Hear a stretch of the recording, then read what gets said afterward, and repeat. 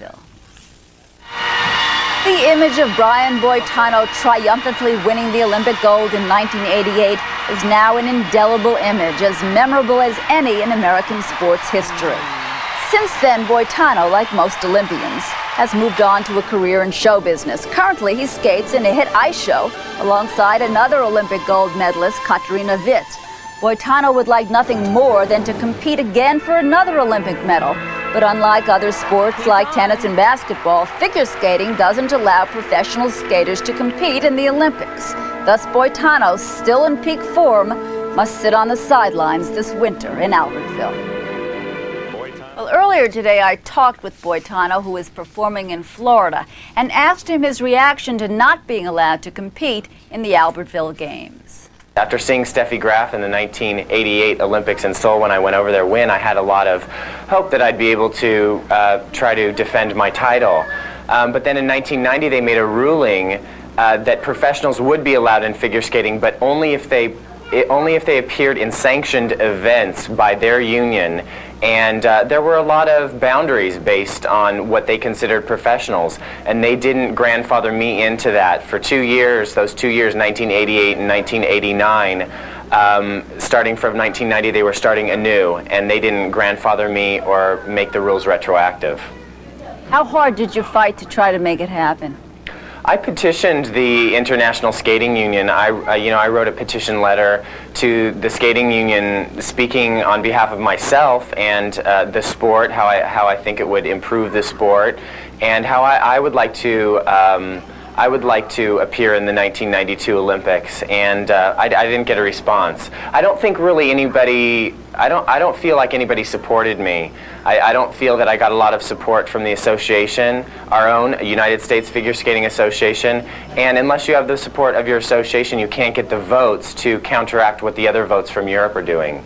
Why don't you think they supported you?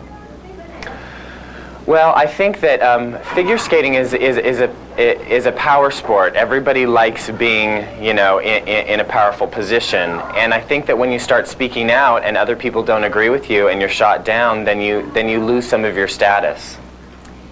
If you had been allowed to skate in Albertville against the competition that exists right now in the world, how well do you think you would have done? Well, I don't like to assume anything. It's a little frustrating because I understand that the men's event is plagued with injuries, and a lot of guys are having a very difficult time. But believe me, if I had been training these 4 years, nobody would be having a hard time, I'm sure. So I actually feel that I'm at the top of my game now. I feel that I'm the skater that I want to be, and I feel strong. I feel strong about my skating and about myself physically, mentally. So I think that I could have skated well, maybe, but you never know, because the pressure that you feel in an Olympic event can take over in the matter of a second. Do you feel this is really terribly unfair to you?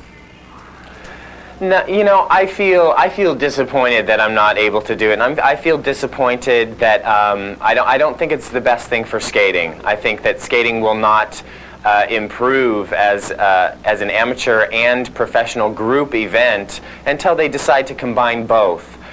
So the future of skating I see as going the professional way of tennis, how tennis has gone. And I don't think it's a really smart way for the International Skating Union to conduct business, really, because professionals are going to band together, especially after this Olympics, get their own association together and start going out and doing Wimbledons and US Opens and French Opens.